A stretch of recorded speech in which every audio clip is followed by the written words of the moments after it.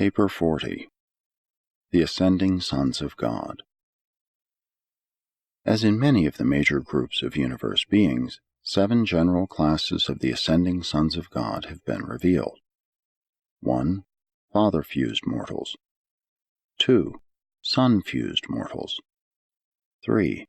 Spirit-fused mortals. 4. Evolutionary seraphim. 5. Ascending material sons. 6. Translated midwayers. 7. Personalized adjusters. The story of these beings, from the lowly animal origin mortals of the evolutionary worlds to the personalized adjusters of the Universal Father, presents a glorious recital of the unstinted bestowal of divine love and gracious condescension throughout all time and in all universes of the far-flung creation of the Paradise deities. These presentations began with the description of the deities, and group by group the narrative has descended the universal scale of living beings until it has reached the lowest order of life endowed with the potential of immortality, and now am I dispatched from Salvington, one time a mortal of origin on an evolutionary world of space, to elaborate and continue the recital of the eternal purpose of the gods respecting the ascending orders of sonship, more particularly with regard to the mortal creatures of time and space. Since the greater part of this narrative will be devoted to a discussion of the 3 basic orders of ascending mortals, consideration will first be given to the non-mortal ascending orders of sonship, seraphic, Adamic, midwayer, and adjuster. 1. Evolutionary seraphim. Mortal creatures of animal origin are not the only beings privileged to enjoy sonship. The angelic hosts also share the supernal opportunity to attain paradise. Guardian seraphim, through experience and service with the ascending mortals of time, also achieve the status of ascendant sonship. Such angels attain paradise through Seraphington, and many are even mustered into the core of mortal finality. To climb to the supernal heights of finaliter sonship with God is a masterly achievement for an angel, an accomplishment far transcending your attainment of eternal survival through the plan of the eternal Son and the ever-present help of the indwelling adjuster, but the guardian seraphim and occasionally others do actually effect such ascensions. 2. Ascending material sons. The material sons of God are created in the local universe along with the Melchizedeks and their associates, who are all classified as descending sons. And indeed the planetary atoms, the material sons and daughters of the evolutionary worlds, are descending sons, coming down to the inhabited worlds from their spheres of origin, the capitals of the local systems. When such an Adam and Eve are wholly successful in their joint planetary mission as biologic uplifters, they share the destiny of the inhabitants of their world. When such a world is settled in the advanced stages of light and life, this faithful material son and daughter are permitted to resign all planetary administrative duties, and after being thus liberated from the descending adventure, they are permitted to register themselves as perfected material sons on the records of the local universe. Likewise, when planetary assignment is long delayed, may the material sons of stationary status, the citizens of the local systems, withdraw from the activities of their status spheres and similarly register as perfected material sons. After these formalities, such liberated Adams and Eves are accredited as ascending sons of God and may immediately begin the long journey to Havana and Paradise, starting at the exact point of their then present status and spiritual attainment. And they make this journey in company with the mortal and other ascending sons, continuing until they have found God and have achieved the core of mortal finality in the eternal service of the Paradise deities. 3. Translated midwayers. Although deprived of the immediate benefits of the planetary bestowals of the descending sons of God, though the Paradise ascent is long deferred, nevertheless, soon after an evolutionary planet has attained the intermediate epochs of light and life, if not before, both groups of midwayers are released from planetary duty. Sometimes the majority of them are translated, along with their human cousins, on the day of the descent of the Temple of Light and the elevation of the planetary prince to the dignity of planetary sovereign. Upon being relieved of planetary service, both orders are registered in the local universe as ascending sons of God and immediately begin the long paradise ascent by the very routes ordained for the progression of the mortal races of the material world. The primary group are destined to various Finaliter Corps, but the secondary or Adamic midwayers are all routed for enrollment in the mortal corps of finality. 4. Personalized adjusters. When the mortals of time fail to achieve the eternal survival of their souls in planetary association with the spirit gifts of the Universal Father, such failure is never in any way due to neglect of duty, ministry, service, or devotion on the part of the adjuster. At mortal death, such deserted monitors return to Divinington, and subsequently, following the adjudication of the non-survivor, they may be reassigned to the worlds of time and space. Sometimes, after repeated services of this sort, or following some unusual experience, such as functioning as the indwelling adjuster of an incarnated bestowal son, these efficient adjusters are personalized by the Universal Father. Personalized adjusters are beings of a unique and unfathomable order. Originally of existential pre-personal status, they have experientialized by participation in the lives and careers of the lowly mortals of the material worlds.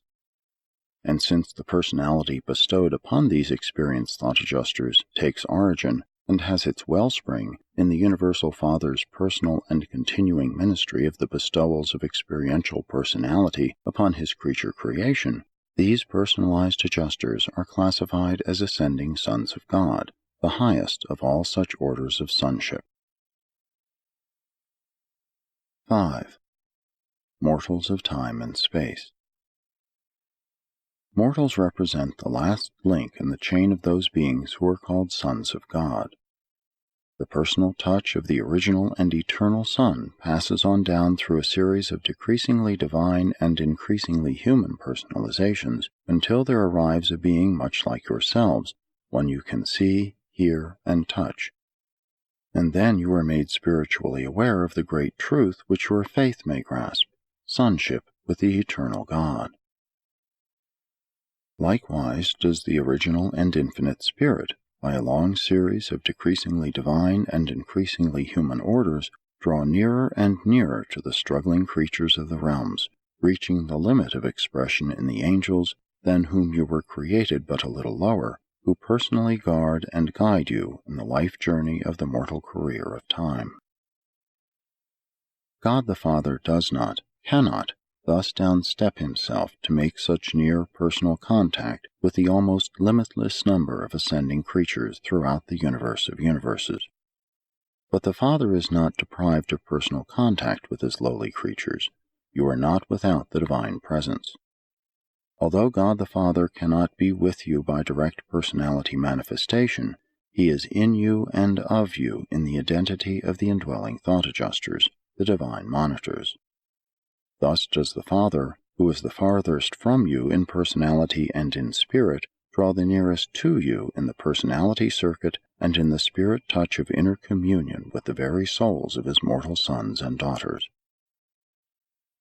Spirit identification constitutes the secret of personal survival and determines the destiny of spirit ascension. And since the thought adjusters are the only spirits of fusion potential to be identified with man during the life in the flesh, the mortals of time and space are primarily classified in accordance with their relation to these divine gifts, the indwelling mystery monitors. This classification is as follows. 1. Mortals of the transient or experiential adjuster sojourn. 2. Mortals of the non-adjuster fusion types. 3. Mortals of adjuster fusion potential. Series 1. Mortals of the transient or experiential adjuster sojourn. This series designation is temporary for any evolving planet, being used during the early stages of all inhabited worlds except those of the second series. Mortals of Series 1 inhabit the worlds of space during the earlier epochs of the evolution of mankind and embrace the most primitive types of human minds. On many worlds, like pre-Adamic Urantia, great numbers of the higher and more advanced types of primitive men acquire survival capacity but fail to attain adjuster fusion. For ages upon ages, before man's ascent to the level of higher spiritual volition, the adjusters occupy the minds of these struggling creatures during their short lives in the flesh, and the moment such will creatures are indwelt by adjusters, the group guardian angels begin to function. While these mortals of the first series do not have personal guardians, they do have group custodians. An experiential adjuster remains with a primitive human being throughout his entire lifetime in the flesh. The adjusters contribute much to the advancement of primitive men, but are unable to form eternal unions with such mortals. This transient ministry of the adjusters accomplishes two things. First, they gain valuable and actual experience in the nature and working of the evolutionary intellect, an experience which will be invaluable in connection with later contacts on other worlds with beings of higher development. Second, the transient sojourn of the adjusters contributes much towards preparing their mortal subjects for possible subsequent spirit fusion. All God-seeking souls of this type achieve eternal life through the spiritual embrace of the Mother Spirit of the local universe, thus becoming ascending mortals of the local universe regime. Many persons from pre-Adamic Urantia were thus advanced to the mansion worlds of Satania. The gods who ordained that mortal man should climb to higher levels of spiritual intelligence through long ages of evolutionary trials and tribulations take note of his status and needs at every stage of the ascent, and always are they divinely fair and just, even charmingly merciful, in the final judgments of these struggling mortals of the early days of the evolving races. Series 2. Mortals of the non-adjuster fusion types. These are specialized types of human beings who are not able to effect eternal union with their indwelling adjusters. Type classification among the 1, 2, and 3-brained races is not a factor in adjuster fusion. All such mortals are akin, but these non-adjuster fusion types are a wholly different and markedly modified order of will creatures. Many of the non-breathers belong to this series, and there are numerous other groups who do not ordinarily fuse with adjusters. Like Series Number 1, each member of this group enjoys the ministry of a single adjuster during lifetime in the flesh. During temporal life, these adjusters do everything for their subjects of temporary indwelling that is done on other worlds where the mortals are of fusion potential. The mortals of this second series are often indwelt by virgin adjusters, but the higher human types are often in liaison with masterful and experienced monitors. In the ascendant plan for upstepping the animal origin creatures, these beings enjoy the same devoted service of the sons of God as is extended to the Urantia type of mortals. Seraphic cooperation with adjusters on the non-fusion planets is just as fully provided as on the worlds of fusion potential.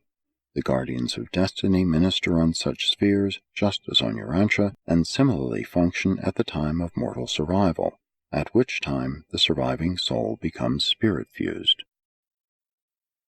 When you encounter these modified mortal types on the mansion worlds, you will find no difficulty in communicating with them.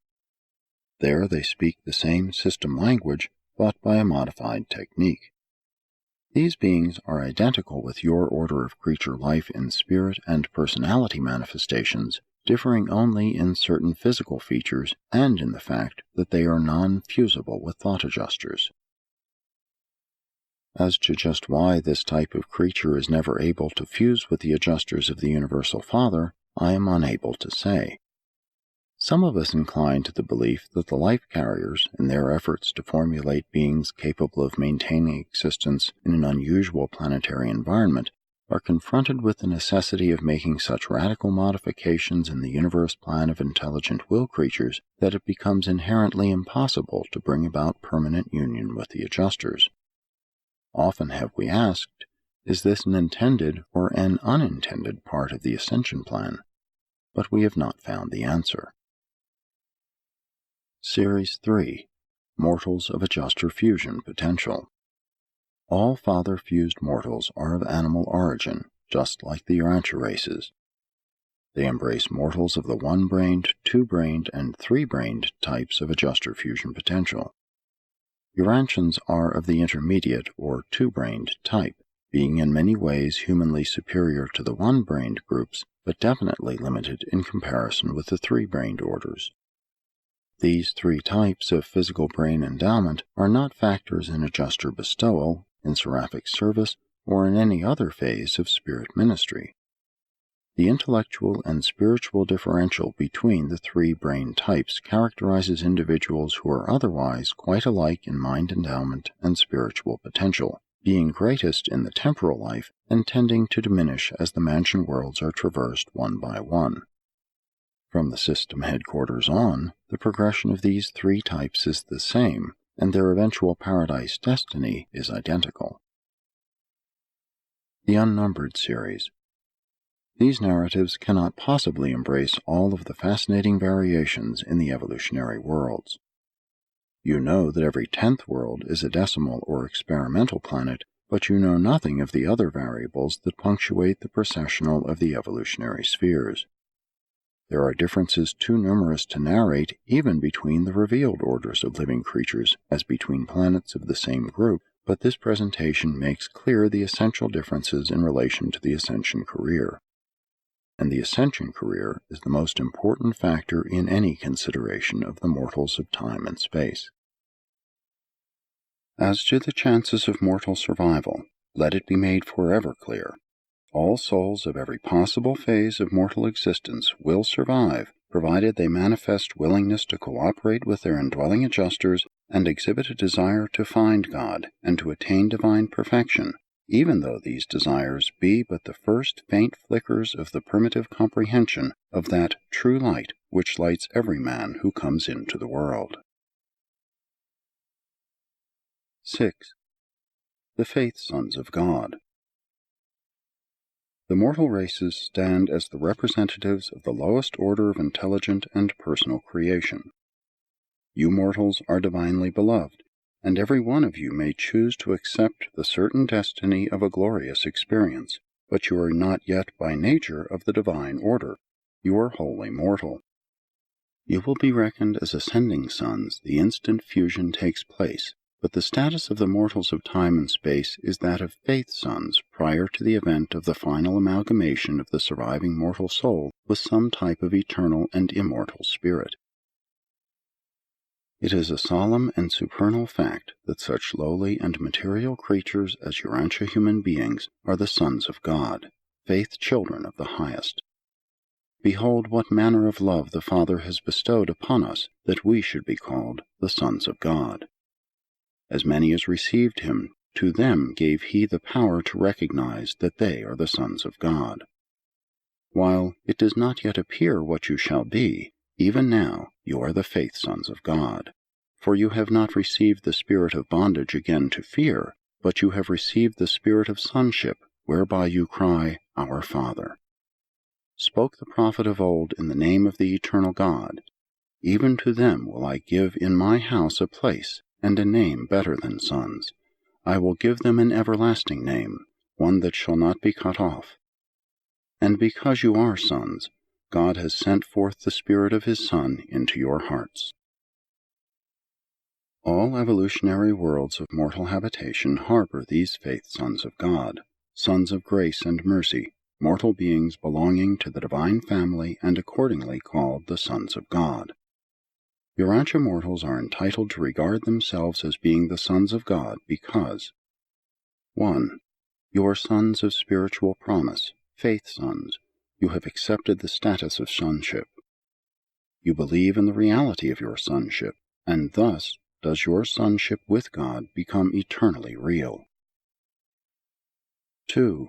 A creator son of God became one of you. He is your elder brother in fact, and if in spirit you become truly related brothers of Christ, the victorious Michael, then in spirit must you also be sons of that Father which you have in common, even the universal Father of all. 3. You are sons because the spirit of a son has been poured out upon you, has been freely and certainly bestowed upon all Urantia races. This spirit ever draws you toward the divine Son, who is its source, and toward the Paradise Father, who is the source of that divine Son. 4. Of his divine free willness, the Universal Father has given you your creature personalities. You have been endowed with a measure of that divine spontaneity of free will action which God shares with all who may become his sons. 5. There dwells within you a fragment of the Universal Father, and you are thus directly related to the Divine Father of all the sons of God. 7. Father-fused mortals. The sending of adjusters, their indwelling, is indeed one of the unfathomable mysteries of God the Father. These fragments of the divine nature of the Universal Father carry with them the potential of creature immortality. Adjusters are immortal spirits, and union with them confers eternal life upon the soul of the fused mortal. Your own races of surviving mortals belong to this group of the ascending sons of God. You are now planetary sons, evolutionary creatures derived from the life-carrier implantations and modified by the Adamic life infusion, hardly yet ascending sons, but you are indeed sons of ascension potential, even to the highest heights of glory and divinity attainment, and this spiritual status of ascending sonship you may attain by faith and by free will cooperation with the spiritualizing activities of the indwelling adjuster. When you and your adjusters are finally and forever fused, when you two are made one, even as in Christ Michael the Son of God and the Son of Man are one, then in fact have you become the ascending sons of God. The details of the adjuster career of indwelling ministry on a probationary and evolutionary planet are not a part of my assignment. The elaboration of this great truth embraces your whole career. I include the mention of certain adjuster functions in order to make a replete statement regarding adjuster-fused mortals. These indwelling fragments of God are with your order of being from the early days of physical existence through all of the ascending career in Nebadon and Warvanton, and on through Havona to Paradise itself. Thereafter, in the eternal adventure, this same adjuster is one with you and of you. These are the mortals who have been commanded by the Universal Father, "Be you perfect, even as I am perfect." The Father has bestowed himself upon you, placed his own Spirit within you, therefore does he demand ultimate perfection of you. The narrative of human ascent from the mortal spheres of time to the divine realms of eternity constitutes an intriguing recital not included in my assignment, but this supernal adventure should be the supreme study of mortal man. Fusion with a fragment of the Universal Father is equivalent to a divine validation of eventual paradise attainment, and such adjuster-fused mortals are the only class of human beings who all traverse the Havona circuits and find God on paradise. To the adjuster-fused mortal, the career of universal service is wide open. What dignity of destiny and glory of attainment await every one of you? Do you fully appreciate what has been done for you? Do you comprehend the grandeur of the heights of eternal achievement which are spread out before you, even you who now trudge on in the lowly path of life through your so-called vale of tears? 8. Sun-fused mortals. While practically all surviving mortals are fused with their adjusters on one of the mansion worlds, or immediately upon their arrival on the higher Urantia spheres, there are certain cases of delayed fusion, some not experiencing this final surety of survival until they reach the last educational worlds of the universe headquarters, and a few of these mortal candidates for never-ending life utterly fail to attain identity fusion with their faithful adjusters. Such mortals have been deemed worthy of survival by the adjudicational authorities, and even their adjusters, by returning from Divinington, have concurred in their ascension to the mansion worlds. Such beings have ascended through a system, a constellation, and through the educational worlds of the Salvington Circuit. They have enjoyed the 70 times 7 opportunities for fusion and still have been unable to attain oneness with their adjusters. When it becomes apparent that some synchronizing difficulty is inhibiting father fusion, the survival referees of the Creator Son are convened. And when this court of inquiry, sanctioned by a personal representative of the Ancients of Days, finally determines that the ascending mortal is not guilty of any discoverable cause for failure to attain fusion, they so certify on the records of the local universe and duly transmit this finding to the Ancients of Days. Thereupon does the indwelling adjuster return forthwith to Divinington for confirmation by the personalized monitors, and upon this leave-taking, the Urantia mortal is immediately fused with an individualized gift of the spirit of the Creator Son. Much as the Urantia spheres of Nebadon are shared with the spirit-fused mortals, so do these sun-fused creatures share the services of Orvanton with their adjuster-fused brethren who are journeying inward towards the far-distant Isle of Paradise. They are truly your brethren, and you will greatly enjoy their association as you pass through the training worlds of the super-universe. Sun-fused mortals are not a numerous group, there being less than 1 million of them in the super-universe of Orvanton. Aside from residential destiny on Paradise, they are in every way the equals of their adjuster-fused associates. They frequently journey to Paradise on super-universe assignment, but seldom permanently reside there, being, as a class, confined to the super-universe of their nativity. 9. Spirit-fused mortals. Ascending spirit-fused mortals are not third source personalities. They are included in the Father's personality circuit, but they have fused with individualizations of the pre-mind spirit of the third source and center. Such spirit fusion never occurs during the span of natural life. It takes place only at the time of mortal reawakening in the Urantia existence on the mansion worlds. In the fusion experience, there is no overlapping. The will creature is either spirit-fused, sun-fused, or father-fused. Those who are adjuster or father-fused are never spirit or sun-fused. The fact that these types of mortal creatures are not adjuster fusion candidates does not prevent the adjusters from indwelling them during the life in the flesh. Adjusters do work in the minds of such beings during the span of material life, but never become everlastingly one with their pupil souls. During this temporary sojourn, the adjusters effectively build up the same spirit counterpart of mortal nature, the soul, that they do in the candidates for adjuster fusion. Up to the time of mortal death, the work of the adjusters is wholly akin to their function in your own races, but upon mortal dissolution, the adjusters take eternal leave of these spirit fusion candidates and, proceeding directly to Divinington, the headquarters of all divine monitors, there await the new assignments of their order.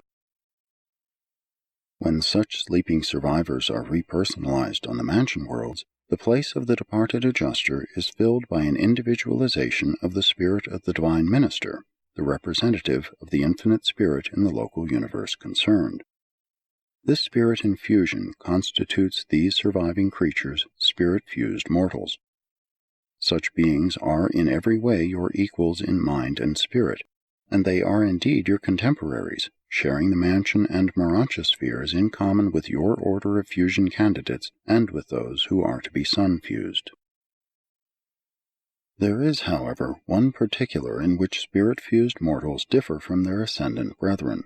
Mortal memory of human experience on the material worlds of origin survives death in the flesh because the indwelling adjuster has acquired a spirit counterpart or transcript of those events of human life which were of spiritual significance. But with spirit-fused mortals, there exists no such mechanism whereby human memory may persist.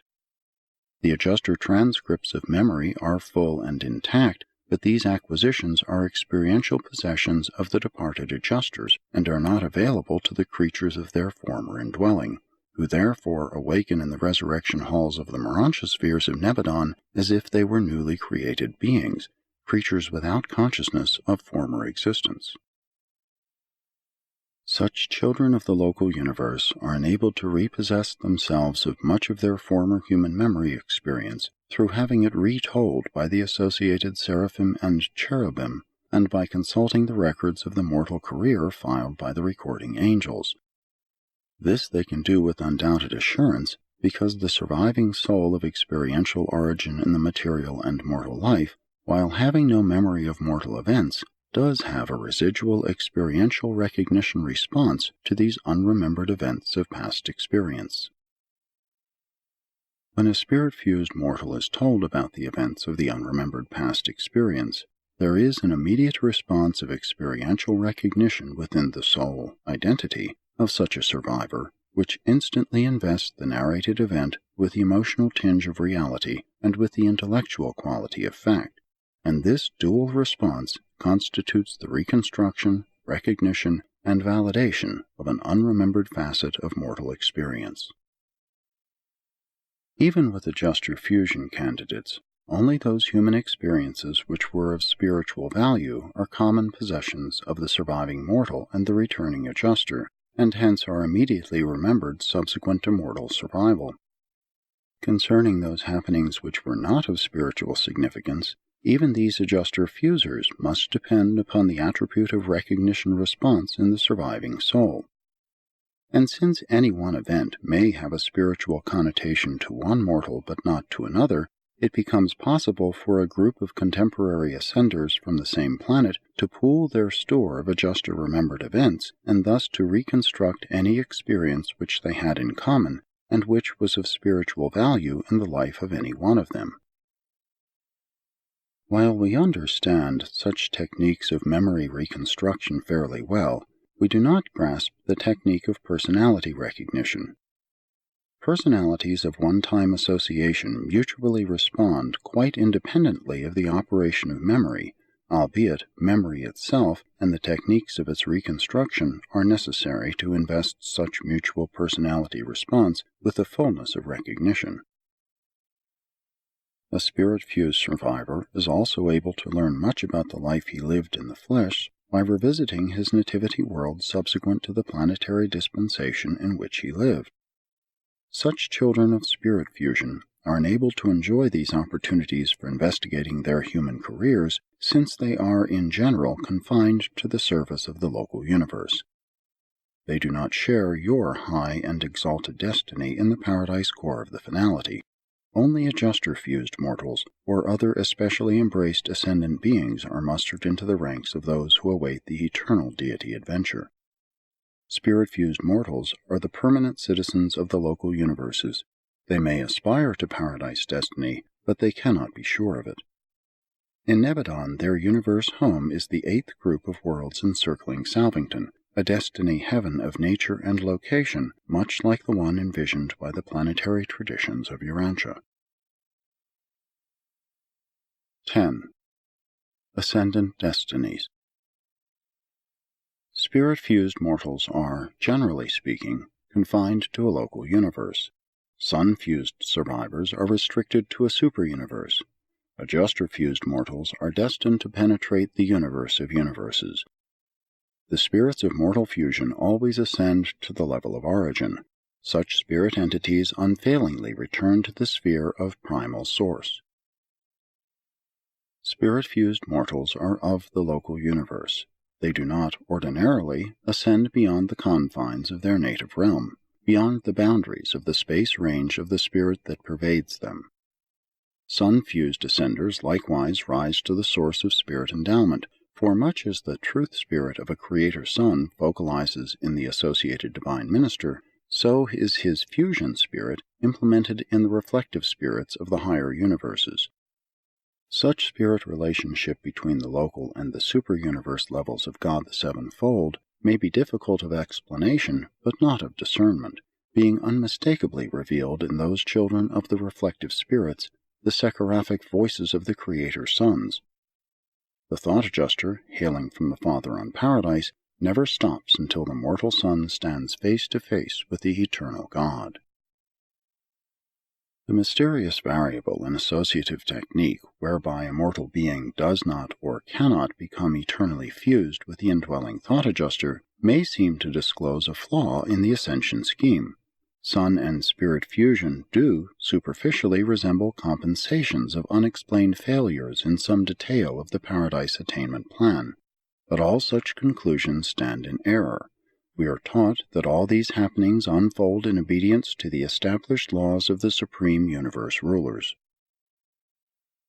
We have analyzed this problem and have reached the undoubted conclusion that the consignment of all mortals to an ultimate paradise destiny would be unfair to the time-space universes, inasmuch as the courts of the Creator Sons and of the Ancients of Days would then be wholly dependent on the services of those who were in transit to higher realms. And it does seem to be no more than fitting that the local and the super-universe governments should each be provided with a permanent group of ascendant citizenship, that the functions of these administrations should be enriched by the efforts of certain groups of glorified mortals who are of permanent status, evolutionary complements of the Abundanters and of the Susatia. Now it is quite obvious that the present ascension scheme effectively provides the time-space administrations with just such groups of ascendant creatures, and we have many times wondered, does all this represent an intended part of the all-wise plans of the architects of the Master Universe designed to provide the Creator Sons and the Ancients of Days with a permanent ascendant population, with evolved orders of citizenship that will become increasingly competent to carry forward the affairs of these realms in the universe ages to come? That mortal destinies do thus vary in no wise proves that one is necessarily greater or lesser than another, merely that they differ. Adjuster-fused ascenders do indeed have a grand and glorious career as finalators spread out before them in the eternal future, but this does not mean that they are preferred above their ascendant brethren. There is no favoritism, nothing arbitrary in the selective operation of the divine plan of mortal survival. While the adjuster-fused finalators obviously enjoy the widest service opportunity of all, the attainment of this goal automatically shuts them off from the chance to participate in the age-long struggle of some one universe or super-universe, from the earlier and less settled epochs to the later and established eras of relative perfection attainment. Finalators acquire a marvelous and far-flung experience of transient service in all 7 segments of the grand universe, but they do not ordinarily acquire that intimate knowledge of any one universe which even now characterizes the spirit-fused veterans of the Nebadon Corps of Completion. These individuals enjoy an opportunity to witness the ascending processional of the planetary ages as they unfold one by one on 10 million inhabited worlds. And in the faithful service of such local universe citizens, experience superimposes upon experience until the fullness of time ripens that high quality of wisdom which is engendered by focalized experience, authoritative wisdom, and this in itself is a vital factor in the settling of any local universe. As it is with the spirit fusers, so it is with those sun-fused mortals who have achieved residential status on Uversa. Some of these beings hail from the earliest epochs of Orvanton, and they represent a slowly accumulating body of insight-deepening wisdom which is making ever-augmenting service contributions to the welfare and eventual settlement of the 7th superuniverse. What the ultimate destiny of these stationary orders of local and of superuniverse citizenship will be, we do not know, but it is quite possible that, when the Paradise Finalators are pioneering the expanding frontiers of divinity in the planetary systems of the first outer space level, their sun and spirit-fused brethren of the ascendant evolutionary struggle will be acceptably contributing to the maintenance of the experiential equilibrium of the perfected superuniverses, while they stand ready to welcome the incoming stream of paradise pilgrims who may, at that distant day, pour in through Orvanton and its sister creations as a vast spirit-questing torrent from these now uncharted and uninhabited galaxies of outer space. While the majority of spirit fusers serve permanently as citizens of the local universes, all do not. If some phase of their universe ministry should require their personal presence in the superuniverse, then would such transformations of being be wrought in these citizens as would enable them to ascend to the higher universe, and upon the arrival of the celestial guardians with orders to present such spirit-fused mortals at the courts of the Ancients of Days, they would so ascend, never to return.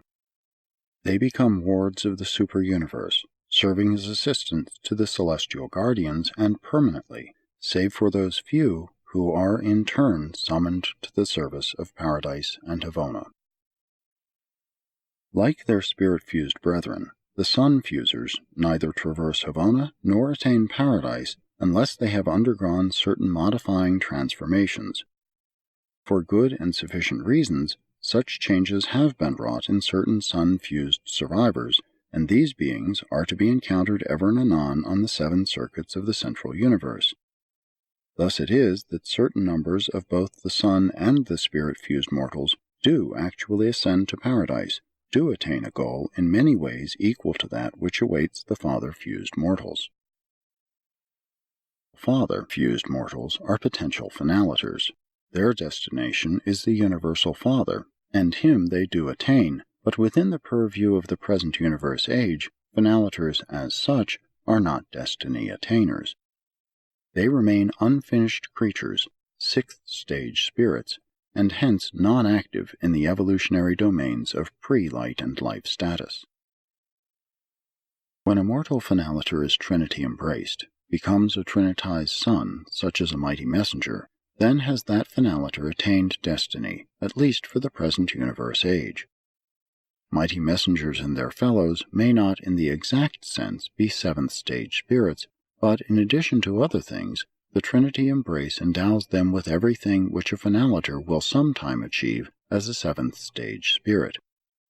After spirit-fused or sun-fused mortals are trinitized, they pass through the Paradise experience with the adjuster-fused ascenders, with whom they are then identical in all matters pertaining to superuniverse administration.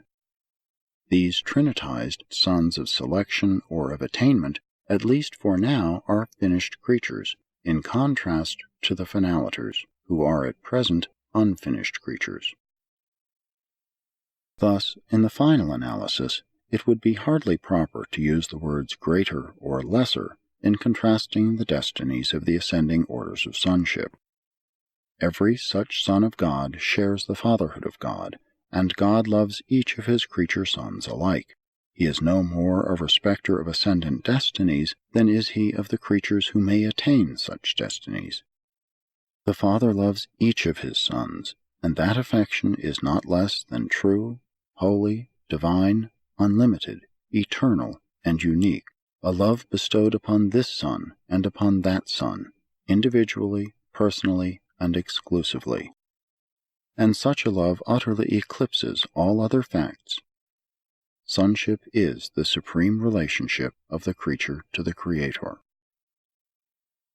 As mortals, you can now recognize your place in the family of divine sonship, and begin to sense the obligation to avail yourselves of the advantages so freely provided in and by the Paradise plan for mortal survival, which plan has been so enhanced and illuminated by the life experience of a bestowal son. Every facility and all power have been provided for ensuring your ultimate attainment of the Paradise goal of divine perfection. Presented by a mighty messenger, temporarily attached to the staff of Gabriel of Salvington.